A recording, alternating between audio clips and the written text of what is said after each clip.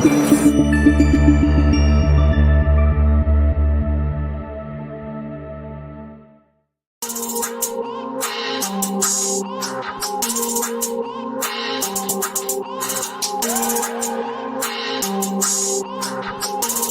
is Jessica, Oracle of the South. Join me tonight as we enter the portal into the world of cryptids, Bigfoot, aliens, UFOs, ghosts, and interdimensionals.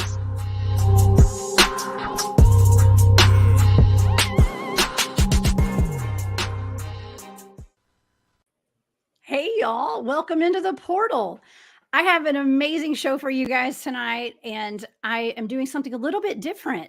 I have two phenomenal women who are also hosts at KGRA Digital Broadcasting on different shows with, different angles of expertise in the paranormal. So I'm going to bring them up in just a minute. But before I bring the ladies up, I would love for you guys to go and subscribe to my YouTube channel. I have YouTube and Rumble, and it's at Oracle of the South. So you guys be sure to go subscribe to that. And also follow me on all my social media sites at Into the Portal _Jessica, Oracle of the South, and War Woman Goods. That's my shop. And that really supports my show and everything I'm doing. Okay. Well, you guys, I have two amazing women here tonight, and I'm going to go ahead and give a little bit of an introduction on both of them before I bring them up, okay? So Rene Barnett and Katie Griboski. All right, so Rene is the host of Nightvision Radio.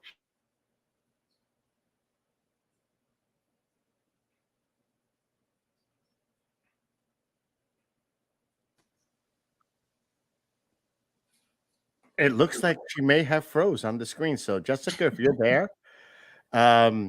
leave the studio and come back in. You're having a connection issue. But yes, we have Katie Griboski. Oh, there she is. Oh, there I'm she out. is. Hi. Hey guys, I'm sorry about that. Hey y'all, y'all come on up, please. Yeah, something happened with my internet. We must be having a storm outside. Uh-oh. Hey ladies. So everybody, this is Rene and Katie, and I'm going to read a little bit of a bio on both of you guys, just so my audience will get to know you before we start our discussion tonight. Okay. Well, Rene is a host of Nightvision Radio here on KGRA, and she's a veteran reality TV producer with directing credits, including Ripley's Believe It or Not, Unmasked, Exposing the Secrets of Deception, Strange Universe, Places of Mystery in the Guinness Book of Records Primetime, Conspiracy Theory with Jesse Ventura, which was one of my favorites, and many more. She's a print journalist with UFO Magazine, a radio producer, personality on UFOs Tonight, and Rene is known for her investigative documentary specials worldwide. The premiere of her first theatrical film, Bloodline, brought sold-out theaters and critical acclaim. So her show Nightvision covers conspiracy, hidden history, and the paranormal. Right up my alley. So Rene, welcome to my show tonight. I'm so glad you're here. All right, now Katie. I know Katie. I've been friends with Katie since before we had a show here. So Katie's the co-host of KGRA's Mufon, What's Up? She's Colorado Mufon State Director and is the Strike Team Area Research Investigator for Mufon and the team lead for Mufon's Archive Research Reporting System. She conducts her own investigations and founded the Colorado UFO Paranormal Research Group. Katie's the author of Letters of Love and Light, 4 decades of UFO encounters, experiences, and sightings, shared with UFOologist R. Leo Sprinkle, PhD, and is currently writing her second book, High Strangeness on a Colorado Ranch. Craft, Cattle, Copters, Cryptids, and Cover-Ups, and that's my kind of book. She has ties to a ranch in Colorado with activity that parallels that of Skinwalker Ranch. Katie recently spent time with my research team in the Meadow, and we've had the pleasure of researching together in the field. And of course, my audience, you guys know that I'm a Bigfoot field researcher, okay, and a paranormal investigator. And so I research all over the southeastern United States. And so all three of us are paranormal researchers and with a thirst for knowledge, right? And a quest to learn more and to uncover the mysteries of this world. So thank you guys. Katie, thank you for being here. And I just want to, I'm so excited, and that we have so much in common, and we've got a lot to talk about tonight. Yes, it's ladies' night. It is. Yeah. It is. Yeah, I love it. And I love that you two ladies have their candles. So right before the show, I'm like, I better light my alien head candle. Don't let me drop it. I want to burn down the house. So I'm Ooh, in I the like spirit it. of the mood. And thank you, Jessica, for having us on. I think it's wonderful that we're having a ladies roundtable discussion. I'm so excited for this night. Me too. Well, I've got the Bigfoot experience, and you guys have UFO experience, and we all have paranormal experiences. And the one thing that, well, there's three things actually that can't be hidden forever, and that is, talking about uncovering the mysteries of the world. That's the sun, that's the moon, and the truth, right? Right. And that's what we are striving for, and what we're all looking for. So if you guys want to talk about just, exact kind of like what you do and what you're interested in right now, and kind of what your mission, you feel like your mission is. Great. Go ahead, Rene. Well, we were talking off air just for a moment, and I've done a lot of paranormal research and paranormal television shows and radio shows and things like that. And I'm also very interested in history. So my paranormal research kind of morphed into more history, but there's a lot of paranormal through a lot of those historical stories and events. So I still mix it up a lot with the paranormal. I was excited to be with you, Jessica, because of the Bigfoot research, because my one and only time of doing Bigfoot research was when I did a documentary for the Discovery Travel Channel, and it was amazing. We went out into the field, and it was in the relative South. I mean, we called it the South. We were south of the Mason-Dixon line, and it's where I grew up in southeastern Oklahoma. And when I was growing up, I didn't hear really a lot of stories about Bigfoot. And then I ran into who would become my business partner later, and he was already on the trail, literally, of Bigfoot in Oklahoma. When he found out I was from there, that I was a producer, he said, "Oh my God, you got to work with me on this." So we did, and it was quite an experience, and especially talking to the people that have had up close encounters, because a lot of the people weren't looking for attention. In fact, they were shying away from it. They'd been made fun of.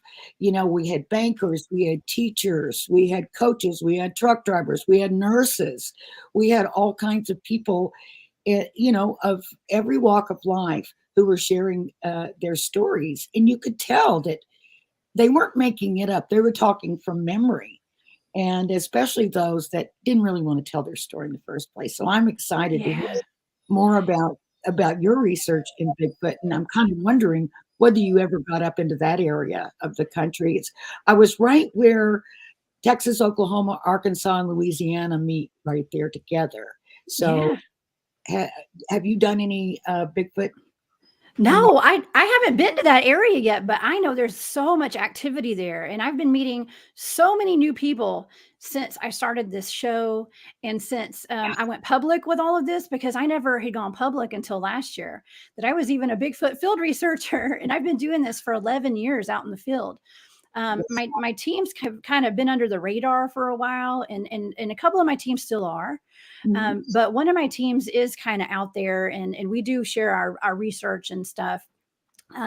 But yeah, I kind of stick around the Southeast, and I haven't made my way up to Oklahoma area, but I do know people in that area. I know quite a few in Texas. I'll tell you what, Texas has a lot of Bigfoot activity. A lot of really high strangeness, and that includes UFOs, and all that stuff. My team, researches an area that we call the Skinwalker Ranch of the South. And so I know y'all are all familiar with Skinwalker Ranch, and I know Katie is. And you know, Katie, you kind of grew up and have some experience around an area, a farm, right? That was Right. much like Yeah. that. Yeah, in fact, that's where Jessica and I met. We went to investigate the meadows, which is an undisclosed location. And what struck me, because you know, I too, like a lot of our listeners and viewers, and you too, I'm sure, you know, you grow up having these paranormal type experiences, and I spent time on this ranch in Colorado, which was very similar to the Skinwalker Ranch, and in fact was threatened and warned never to talk about it. It wasn't until I got George Knapp and Colm Kelleher's book Hunt for the Skinwalker that they talk about the Colorado Ranch in that book, and I was like, holy cow! There's my dog in the background. That, you know, I learned that Dr. Leo Sprinkle was an investigator. John Durr, PhD, whom I just made contact with. I think talk about paranormal. Ever since Dr. Leo Sprinkle passed away in November, I feel guided by him. All of a sudden, these connections are coming up, and I actually just made contact with the John Durr. And so I'm hoping to fly out to interview him face to face, and get that documented. But anyway, and Peter Van Arsdale.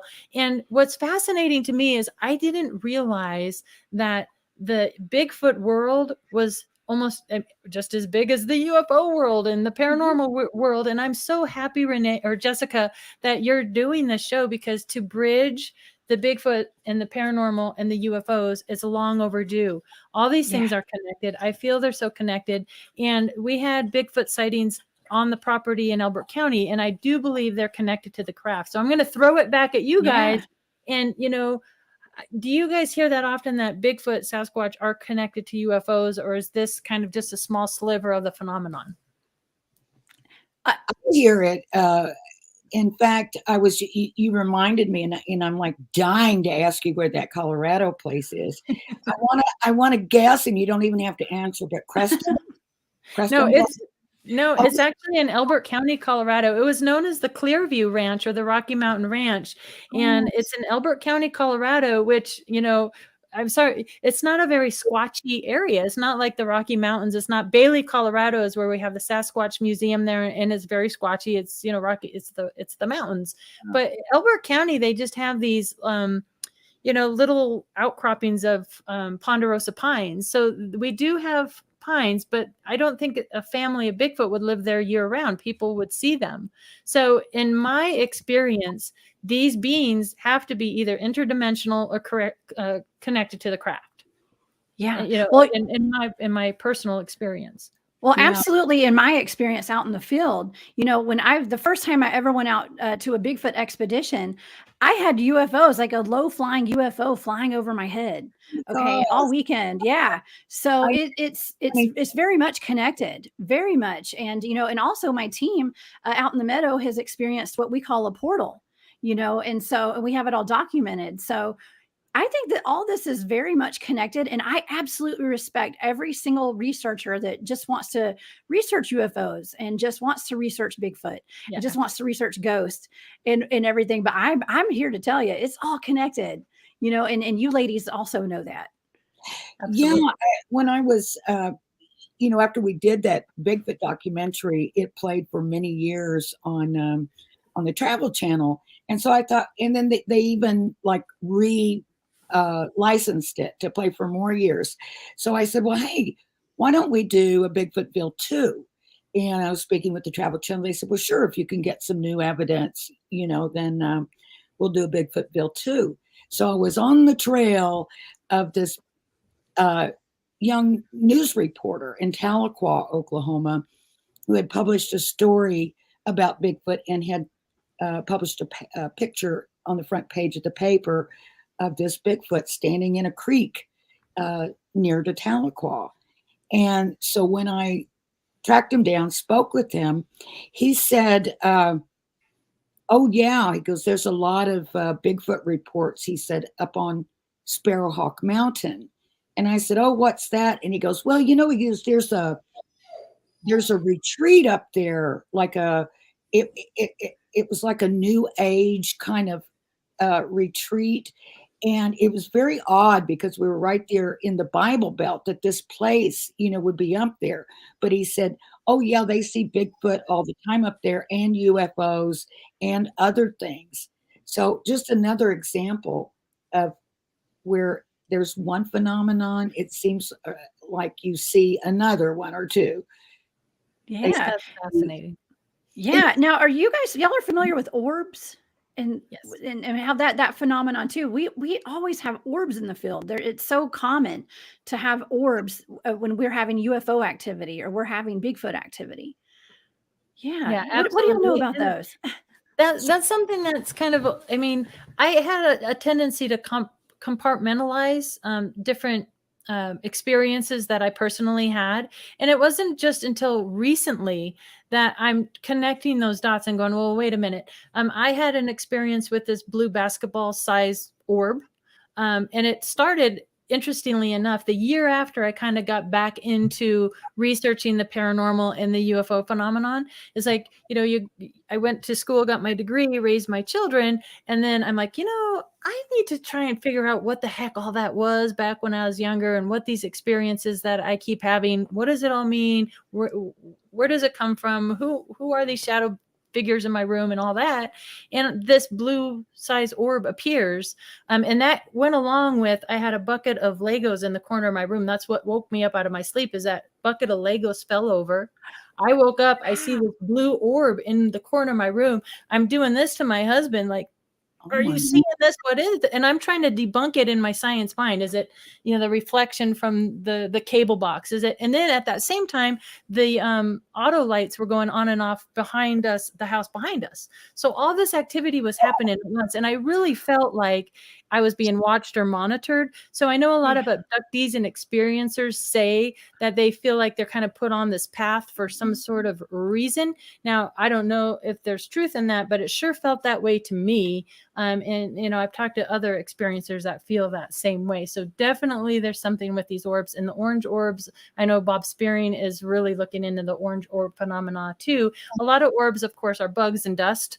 And, you could take a picture and, you have show up in your film, but these are something different than that. This is more substantial. It's not bugs or dust,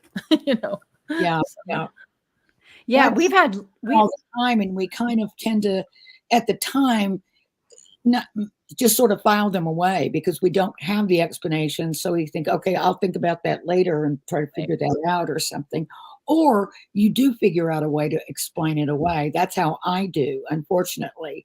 Always, it had to be a reflection. It had to be this. It had to be that. Because I never expect that it's really going to happen to me, and I have friends and, other people, guests on my show that have experiences. And I think, well, oh yeah, I'm sure they did, but for some reason, and I wonder if other people are like that too, if they just sort of slough it off and don't really, say, oh, well, there's an explanation for it. Yeah. It's pretty common, I think, for sure. I think it is too. Well, people they only see what they understand a lot of times. And so, not everyone's minds are their consciousnesses are not as awakened as some people's, And so I think that, my thing is I'm always telling people, when someone has a Bigfoot experience or sees a dog man or some sort of cryptid that they've never seen before, it jolts them into a whole new reality. And even orbs can be that catalyst for people as well. Orbs are a little less threatening, than a Bigfoot, But yeah, I think it's really cool that it's a way to advance the consciousness of someone, having an experience like that. Well, just to open the consciousness, to like, well, gee, what else am I missing? What else do I not, do I just toss out because the brain just says no compute, Yeah. How many things have I actually seen and I don't even remember? Because I know. Yeah. So it's like, it's really good to have some sort of something happen that does say, okay, my mind's now open to whatever. And I think those things happen when we're ready to allow them to happen. And I don't know about you two, but as far as my research goes, I could read something or be aware of something for years and never really pay that close attention to it. A good example for me would be like the cattle mutilation phenomenon, something I really didn't dig deep into. But but with the Elbert County research, I mean, that's where Linda Moulton Howe got her start, researching all these Elbert County, San Luis Valley, all these mutilations, not only in Colorado. Colorado was kind of hit the hardest in the late 70s out there in Elbert County, but this was happening in Texas and Montana and Wyoming and Kansas and Nebraska. I'm sure, Renee, you remember all that. And yes. I can't research the phenomenon at the ranch, just very much like the Skinwalker Ranch, without looking into the cattle mutilation. And, you know, Chuck Zukowski and Christopher O'Brien really spent decades looking into this. And maybe a lot of them do have reasonable explanations, but we have high strangeness mutilations that occur often. And it's enough to keep you, just like the UFO and the Bigfoot and the goat, it's enough to keep you like, okay, we don't have definitive answers to what was really going on that. And I can pretty much safely say it wasn't a bunch of religious cults out there in helicopters mutilating our cattle and our horse and our sheep and our dog. Something else was going on. And then that led me down the hole of the Black Ops military, because we do know helicopters were out there. We do know military was involved out there. And what were they doing? You know, was this MK Ultra? And then that leads you down that rabbit hole. So there's so many rabbit holes. Speaking of another show, you know, Edge of the Rabbit Hole. Yeah, there's rabbit holes. And you just... Yeah. Yeah. The more I learn and the more I'm out in the field, I realize the less I know. I don't know anything. That's true. Oh gosh, yeah. The more you learn, the more you know you don't know. That's absolutely true. And I think that's good. I think that's a good way to be, because it keeps you thirsty and always, you know, looking for new information, always learning. Well, the beautiful thing is to have an open mind and to be able to change your mind when you find more evidence that contradicts what you thought you knew. It sounds confusing, doesn't it? A lot of researchers start out with that open mind, and then, and I'm not talking about anyone in particular here at all. I mean, I might even be talking about myself, but you find something and you think it's going somewhere. And so you develop a thesis about it. And then you just start trying to prove that thesis, and you kind of reject everything that goes against it. And you become narrow-minded, you know. And I know it's sometimes easy to almost get seduced into what you're looking for or looking at, so that, you know, it's like you want it so bad, you want to find it. And it's like, it's hard not to reject evidence to the contrary. Right. So true. And that, you know, when I first learned of Dr. Leo Sprinkle being an investigator out there on the ranch property, I quickly went to Laramie and pulled the file. So for all your listeners, if you're in Laramie, Wyoming, you can go to the Heritage Center. He has 84 boxes of, and I got lost. That's where the book Letters of Love and Light came from, because I got lost in everybody's correspondence. But what I learned really quickly was to be humble, because everything, because you do, I think a lot of experiencers get on this path and these synchronicities happen, and they're above chance. And you really, or at least I felt very led down some sort of path. And here I am thinking I'm discovering all these great, whoa, aha moments. And once I started looking into his 4 decades of research and correspondence, I was like knocked down to the ground. Going, oh, wow. They were talking about this stuff in the late 60s, 70s, 80s. And I know nothing new. I just was so humbled so fast. And I'm like, well, we're just reinventing the wheel, because we have new young researchers coming in. And it's like, you see all the books behind Renee and all the books behind me. You could spend 50 years reading all these books just to get caught up on what other researchers knew. And it's so hard because that's why we need these databases that we can just like, so it's there. We don't have to reinvent the wheel and relearn all this stuff that has been decades in the making with all, you know, our mentors in the past. So it's a frustrating thing, because it would take 40, 50 years just to get caught up. So that's why it's good to have everybody with a different piece of the puzzle, everybody that's on a different thread of whatever mystery we're living in, so that, because no one person could possibly research everything. They're just not enough hours in the day. We'd have to clone ourselves many times over to be able to do that. But it's great.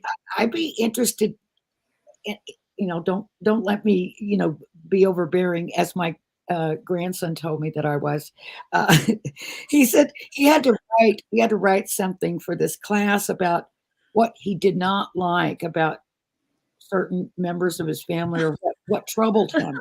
Oh no. And he was telling me what he wrote, about his little sister and this and that, and I said, did you write anything? But he goes, just that you're a little overbearing. And I said, oh, really? He goes, yeah, you're always trying to make sure I'm safe and always worrying about me. I go, oh, yeah, I guess I am overbearing. There's nothing wrong with that. No, we all are. I'm It's our curious job. about your Bigfoot research, and how did you have a sighting? And I mean, was that your first intro into it? What got you? No, that's not. I did not have a sighting with Bigfoot. It just came across my path.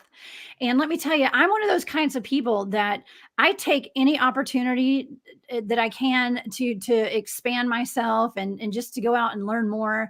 And I've always been attuned to the paranormal since I was a kid. I was seeing ghosts, and I would always look to the sky to UFOs, and I was very interested in fortune tellers and all that kind of fun stuff. And so when I was in my early 20s, I guess I was in my 20s or so, and my mom was going to these. Actually, I might have been in my 30s. It was only 11 years ago, but I'm not going to tell you how old I am. But anyways, I possibly be. You're younger than me, so just Me too. so yeah, well, my mother was going to these Wednesday night meetups and of just open-minded people, and they would talk about paranormal stuff. They'd have a speaker that came in every Wednesday night, and cool. they would talk about metaphysical topics and everything from survival, speakers to, gold and silver to ghosts and UFOs and aliens and Bigfoot. So my mom invited me to one of the meetings one Wednesday night when some Bigfoot field researchers were going to be there and presenting their evidence and talking about Bigfoot. And so she said, hey, you need to come and join me. It'd be fun. And so I went. And these men had serious evidence and believed what they were into and believed that Bigfoot was real. And I wanted to know if Bigfoot was real. And so of course I had all the typical questions, like, well, why have y'all never found a body, and that kind of stuff. Yeah. And they invited me on an expedition, and I went on this expedition. I was thinking, well, I mean, why not? I don't know these fellas. I might as well go in the woods with these guys. That doesn't seem very safe, Jessica. It was, well, you know what? I went with my gut, and let me tell you, it was the best decision I ever made.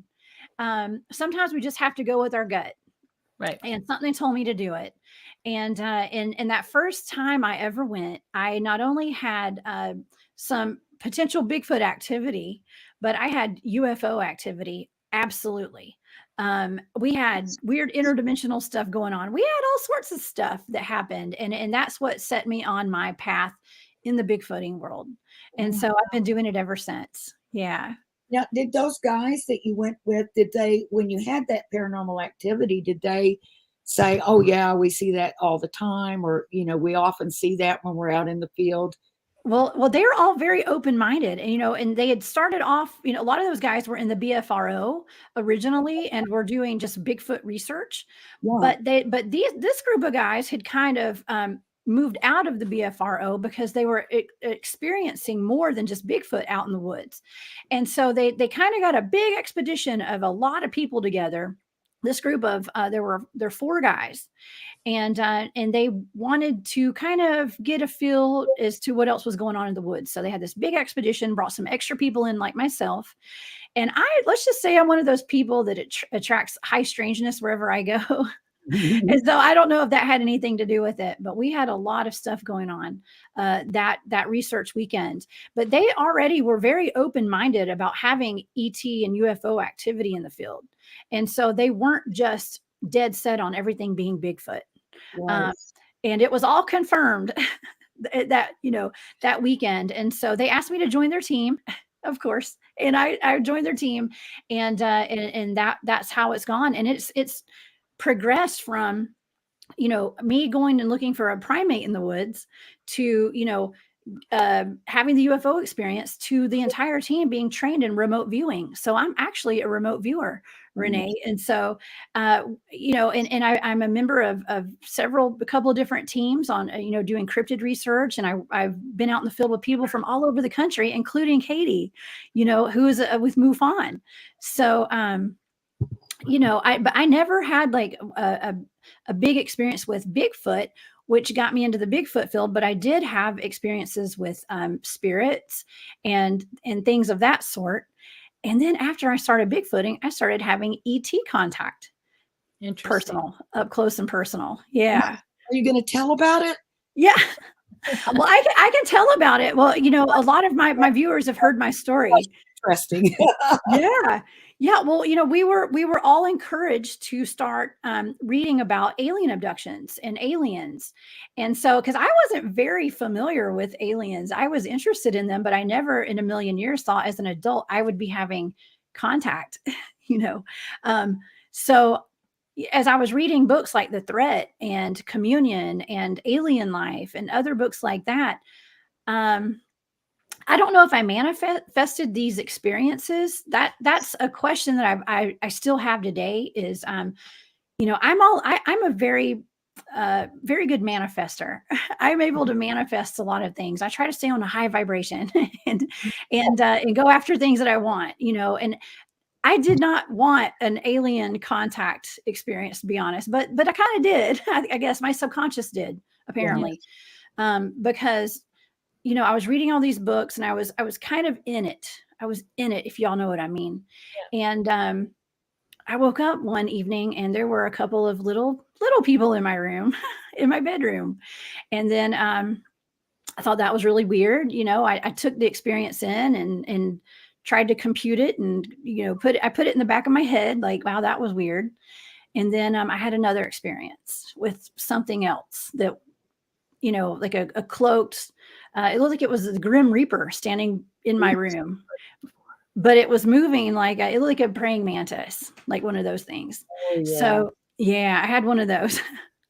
So that happened. Communicate with you? Any of the kind of. Well, of course I just fell back to sleep. And I think it was one of those things where I was feeling like I was being knocked out. With alien experiences, that was another thing I did many, many years ago. I was one of the founders of an organization called Close Encounters Research Organization, CERO, which is still going. I think you probably are aware of CERO, Katie.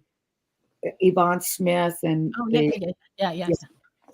CERO, I think it's called CERO International now. But we used to have meetings, support meetings for people who had experiences.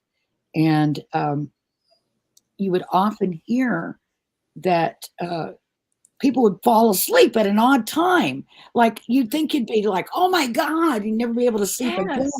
But suddenly you just conked out.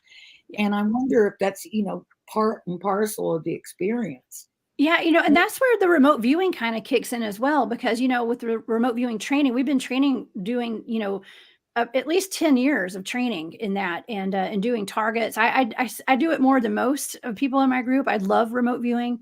And it's a way to really get your mind right and to control your mind in a lot of ways. And I think that perhaps that may be part of the reason we were trained in remote viewing was because we were going to probably have experiences with aliens and cryptids and things that could control our minds potentially. So we needed to be able to control our minds more than they control our minds, Yeah, I know for me, when I was little going through, so when all that activity was happening on the ranch, I was 9 to 12 years old. And at that time, I was seeing these tall shadow figure beings in my bedroom. And I have a sister who is 6 years older than I, and I never slept alone again after that. We moved the bed against the wall. I always felt like I was being followed and watched. And if a car or a motorcycle came by me, I walked to school back and forth, I would go up to the nearest houses if I lived there. I was always in fear of that. But something I learned to do when you talk about remote viewing and that, something I learned to do at a very young age, because when those beings were there, whoever they are or whatever they are, I still don't know. I don't have the answers to that. But as a kid, you're terrified. So you would like almost go paralyzed and freeze, go under the covers, turn the other way and kind of shut down because it's too overwhelming. But something I learned to do really fast was to lucid dream and to control the dreams, which is sort of in a similar kind of way, like remote viewing in a sense. And I have remote viewed a little bit. And you know, that came later in life when you learn to meditate and astral travel and those kind of things. But lucid dreaming, I do. It's almost a joke in my family that, you know, I need 30 more minutes. I got to either go back in and redream a dream to change the outcome, because it's almost like a premonition kind of thing. Do you guys ever have that where I need to redream this because I want a different outcome? You're telling my story. You're telling my story. Like my story is coming out of your mouth right now. That is so weird. I'm telling you, Katie, there's synchronicities between you and I in so many ways, because I do that all the time. And that's actually I if I'm not mistaken, I think that was part of our training a little bit with the remote viewing thing is, you know, dream work is what I like to call it. And, you know, I have very vivid dreams, and I communicate with passed over loved ones, and I get messages in my dreams on a nightly basis. And you know, now that I have a child, it's hard to sleep longer and be able to go back and change my dreams. But I used to do that all the time. If I didn't like my dream, I would go back in and I would change it. Yeah, you know, so yeah. I've had downloads in my dream too. And I always think it's so brave for people to talk about abduction experiences, and especially when you get into the cryptid world, because I kind of go, oh, it's a little, but I was being downloaded like with dreams, and it was persistent to the point where I was like, okay, honey, I need you to like make a protocol of this dream that I keep having and what it was. And I have it. It's in my bedroom. And so I took it to a paranormal group here in Denver one time. But I kept getting quasi crystals, aluminum, water, okay, and the spiral. So I had the dimensions for this aluminum plate, and I had to engrave the spiral on the plate, and then it needed to be 9 crystals. Then I needed to put that into water and put a certain vibrational tone to that. But the problem is, so that got me into this weird quasi-crystal research, because I didn't know what a quasi-crystal was, and it led me to this wonderful book called A Second Kind of Matter. And it's this expedition of these scientists who go to look for a natural quasi-crystal, which they find in a river in Russia. And because we can make artificial quasi-crystals, they're like Teflon and pans and that, but this was from a meteor that they found in a river in Russia. And I'm like, so there is a natural quasi-crystal, and I'm still convinced through my dreams and my downloads, which I kind of let it go. We played around with it, took some pictures, whatever. But there's something to the quasi-crystal, the water, the frequency tones, all that. So it's just one of those weird things that happened to me. And I think that sounds so crazy to say, and I'm saying it here in the public, but it happened. I mean, it happened. Yeah. It's really, and now I'm like, okay, I'll take this, whatever that was, and I'll pass it off to some PhD scientist. You can play around with that. See if you can open some sort of portal or something. Cause I don't know what all that meant, but it happens, right? Jessica? That's amazing. No, it's yeah, it's just like me just saying publicly that I had a Grim Reaper alien standing by my bed. Right. You know, how ridiculous does that sound? But you know, it happened. It was very real to me, and so you know, whether it was real or not, I mean, it was real to me, and so and I also fell asleep. Speaking of dreams, I fell asleep. You know, I am convinced that they are able to make you go to sleep. You know, like kind of knock you out. Yeah. And I had a dream that I was beating up the mayor of a town of, let's just call them, you know, the Wizard of Oz had the munchkins. They were munchkins. They were little people. And in my dream, and they kept telling me that you have to stop beating up the mayor. He runs this place, and you were going to get us in trouble, is what they kept telling me. They told me I was getting them in trouble. Yeah. So was that an abduction? Screen memory? Probably. Probably. Wow, that's interesting. Yeah, weird, right? I can lucid dream necessarily, but I seem to, dreams are becoming more interesting to me like as an area of study, to look into and what they really mean. And, we spend a lot of our time asleep and dreaming. So, what's there for, to be learned.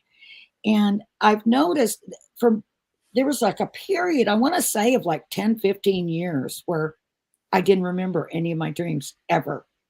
And then suddenly I just started dreaming again or remembering my dreams. I'm assuming I was dreaming and just not remembering.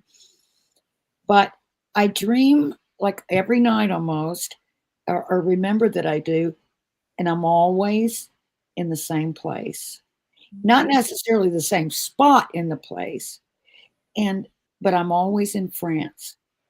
And I'm it's not a place that I recognize, but in my dream I recognize it. And there's different people that are always, coming in and out, just like in real life, that I know in my dream, but I don't know them in my waking life. How interesting. Have you ever been able to speak a foreign language in your dream? That happened to me once, and it was Portuguese. And because I asked in my dream, like, I'm speaking something fluently. What is it? It's Portuguese. Did either of you have that experience of speaking a different language? That's an interesting thing. I'm going to now try to notice what language is being spoken in my dream. Yeah. If they're speaking French, or if I'm speaking French. I do speak a little French, but if I'm really chatting it up with somebody, I know that's coming from somewhere else. That's interesting. That really sounds like a past life. It sounds like maybe this is something to do with past lives. And maybe you guys are going, I don't know. And it's interesting. We're talking about language. When I go to this place, one thing that's always there is a radio station. And I'm always going to the radio station and talking to people. And it's obvious that they're kind of colleagues and, isn't it just so strange, but it's nobody I've ever seen and no place I've ever really seen, even in France, but when I'm in the dream, I'm feeling like I'm in this place that I'm super familiar with. And interesting. Well, next, speaking of language, it's interesting that when I've had paranormal experiences and I've had spirits talking to me and I've had even contact with ET and they're communicating with me, you understand them as speaking English, and it's, their mouths aren't moving but I'm hearing English in my head. I'm understanding that as English now because that's the way I interpret things. But my show next week is going to be about Bigfoot and Bigfoot language. Okay. And my guest is going to be my friend Joelle, who speaks light language. And we're going to be discussing light language and perhaps connecting that with Bigfoot and how they speak, because and it may not have any connection whatsoever. However, we're going to look into it. Okay. But it's all about that frequency and that vibration and how we can understand animals and humans. We understand on that frequency, on different frequencies. So, it's just something to think about when we're talking about language, and you can understand yourself and other people in different languages in your dreams. It's really weird to think about, but it's all about just that vibe and that frequency where we're able to understand people on a different level. Well, that makes sense. Like echolocation. I mean, dolphin. That really would make sense to me, that perhaps, and I'm trying to think about the Bigfoot out in Elbert County. We had these, just like at the Meadows, these disappearing strange boxes like at Skinwalker Ranch. And I've had people come up to me at conferences and go, did you ever connect? Because we had two type of ET beings out there on the ranch. We had these tall Nordic beings, and then we had these very strange, almost AI type beings with these tubes and wrinkles, and they were and I always kind of connected that ET to these strange boxes that made these humming noises. They would disappear, and somebody came up and said, do you think that two things, could they be a communication device? So you are hearing language in English, or it's interpreting, or could it be like a mind control or a calming something for the cattle to herd them? Because something I've always heard from the ranchers are the pastures where the mutilations were happening, the cattle would kind of be calm and all herded, almost like under a mind control type of thing. And the cattle in the adjoining pastures would be all freaked out. So I was like, wow, that, another good reason why we should all communicate with one another, because I never would have thought of that, but it would make sense to me. And I also have found through experiencers and ET contactees that they will get downloaded or have the telepathic communication with aliens and ETs in whatever language that they're comfortable using. So, it's kind of interesting. Is that a frequency? Can they tune like a radio dial? When you said something about Bigfoot again, and how earlier you said, are they, solid beings, or are they some kind of metaphysical being? And I just thought of it when we were doing our Bigfootville documentary, and we were spending a lot of time out in the field. We met this medicine man, the Seminole medicine man. And he was saying, he was telling us a lot about the history of, the creatures in the area. And they have different names, for them. But one of the names, which always stuck with me, is called Ihoza. And it means make you forget. And it says you'll see them, but you won't remember. Very interesting. It's like the little device that in that movie MIB, the Men in Black, and they just take the pin out and they zap your brain. Nebulizer. Yeah. I think that's a real thing, perhaps. Yeah. Screen memories. I think that's very true. That happens. Yeah. And that's why we question and doubt. Like for me, it's been the slow process because we don't want to be labeled as being out there and crazy. And I mean, it's important to be a researcher and grounded, but yet I've had these very unusual experiences. So yes. So maybe our minds nebulize for us, and trauma, that's a whole other piece. And I know we're probably running out of time, Jessica, but I wanted to talk something that I've been really into lately is this trauma disassociation piece of the paranormal UFO contactee puzzle, because time and time again, and even for myself, and when I'm talking trauma, it could be a near-death experience can be traumatic.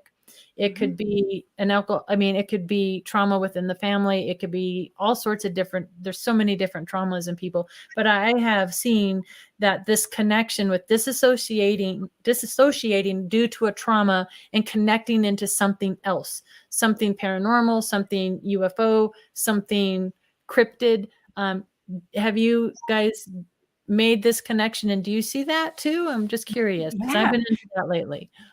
I have, and this has been brought up. I've been joining people on their podcasts lately and talking about things like this, and it has been brought up before that, and I believe you and I might have talked about this in the field, Katie, where I've experienced a lot of trauma in my life, and as a young child, I really didn't have that much trauma. I didn't have a lot of trauma as a kid, but as a young adult, I did, and things really opened up in my 20s to where I was having a lot of contact with spirits, and my whole world was just, I was wide open. The veil was very thin starting around my teenage years up through today. Okay. And I think that has a lot to do with the trauma that I experienced. And I don't know if it just put me on a different level, if it opened me up, but you have some really good points with that. And I think it's something that we should examine and look into. Yeah. I think trauma does change you. And even the most horrible traumas, there is something that you can gain from it. I've experienced the worst thing any parent could ever experience when I lost my daughter. And it was, of course, the most horrible thing I've ever been through. And God, I hope nobody else ever has to do it. And I hope I don't ever have to go through anything like that again. But I did notice, or after, I started to try to, keep going and heal myself, that there were certain gifts that came with it. It certainly brought into extreme clarity, what's really important and what's absolutely not, Right. But it also, I don't know, I feel like somehow, and this is crazy, but I feel like somehow it made me a better person. And maybe it's because I hadn't really had a lot of trauma. I feel like I really skated through for a long time in my life and didn't lose people really close to me and things like that. And so, but this thing brought me to my knees, and I realized, you know, you never know what someone is going through. Yeah. And I know there was oh gosh, I can't remember now who said it. I think it was Rumi that said something about be kind to everyone because everyone is fighting a battle. Yeah. And it's so true. You don't know what people are going through. And so it's definitely opened my mind in those ways, you know, to other people, more empathetic. But I think it also has freed me in some ways. It's like, you know, none of us want to look like fools or be embarrassed because, you know, people say, oh, you should big UFO freak, a Bigfoot freak, you know. Nobody wants, you know, to be ridiculed. But, you know, it's like there's a point where you just say, hey, I'm looking for the truth and I don't care what you say about me. It's like I've already been through the worst possible. So nothing you could possibly say to me is going to bother me in the least. Toughens you up. Trauma toughens you up for sure. Yeah. And that must be how we're all here today. We're just talking about this. I quit caring what anybody thinks. You know, Yes. and I've been through a lot of trauma as well. And, you know, I went through a period where I lost a lot of loved ones, best friends. My brother passed away in a car accident, and it just all happened. And it was just one after another. And, you know, and it made me more empathetic and more compassionate. I was already empathetic and compassionate, but now, you know, it really made me that much more. And it did open me up to the paranormal a little bit more. And it made me more inclined to want to communicate with the other side because I wanted to make sure my family was okay. That's right. Yeah, that's true. And it's Rene, you just gave me confirmation. We had a guest speaker today for Colorado Mufon who spoke about her abduction experiences that she's had her whole life. And that's something that she spoke about was, you know, we're all humans and every human. And she asked the audience today in Mufon, like, is there anybody in this room who isn't fighting a battle or going through some sort of battle in their lives? And nobody can raise their hand on that. That's what we're here on earth to do. We're all fighting these battles. And you're right, be kind to everybody because everybody's going through it. And we don't know what you may look one way on the outside, but we're all going through something. And it's part of that whole journey that we're all on. So it does, I think, open you up to certain things. Yeah. And you never know what little teeny tiny act of kindness, how that's going to affect someone in the long run. I can think of several times that, you know, I don't even know who the people were, but I could tell you things that happened that I will never forget as long as I live. And they were just a moment in time. You know? Yeah, it's the ripple effect. And just imagine just holding the door open for somebody can change that person's trajectory of their entire day. And they can go home and treat their kids better and their wife and their husbands. And, you know, it's just that little, you know, ripple in the universe that you can cause to change everything. And us speaking about our experiences, you know, it helps other people cope with what they've gone through. And it also, you know, it helps people awaken to the fact that there is more out there, you know, to discover. And if we can just help raise the vibration of this planet, you know, one Bigfoot sighting at a time, And you UFO know, sighting. and UFO and ghosts and everything that we have here, you know, then we're making a big difference. And so I just want to thank both of you guys so much for coming on my show tonight, Katie and Rene. This has been amazing, and I don't want to stop talking to you guys. I know. It's really fun. Thank you for having us, Jessica. Well, thank you guys. I must come on my show sometime. We'll delve into each of your individual backgrounds very deeply, and we'll get into the UFOs and the Bigfoot. Well, yeah, I would love that. And we'll have to do this again, please. Like this is, I mean, I say all my shows are my favorite. This is one of my favorites too. Oh, So yeah, this has been great. Yes. Well, thank you guys so much. And thanks everybody for tuning in. Ron, I saw your question. Yes, remote viewers can be blocked. Okay. So I saw that question. I just wanted to get into that before I sign off tonight. So everybody, join me next week. I'm going to have my friend Joelle Byock on my show. We're going to talk about Bigfoot language. So you're not going to want to miss that. It's going to be really fun and exciting. And so Katie, Renee, thanks again. And thanks for going into the portal with us, everybody. I will see y'all next week. Bye, everybody.